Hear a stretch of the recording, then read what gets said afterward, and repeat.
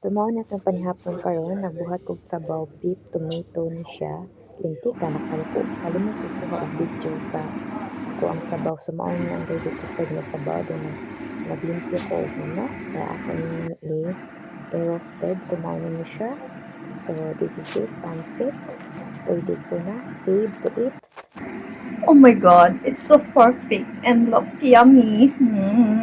Nakagutom. Okay, next nag-ready po ta og potato magbuhat og mashed potato so mao na siya ang mashed potato nga atong gibuhat. Dayon iguman ani magbuhat ta og sauce, white sauce sa mashed potato mao na mga kinahanglan. Ang nakita naman ninyo so nandito tayo na kung saan siya. Anyway, nag-add ako ang usa butter ug kanang garlic. Kung ano maglapot o pwede mo siya so this is it akong ready to serve. To be honest, nagustuhan jud sa ako ang duha ka alaga. Western daw akong gi-prefer drink.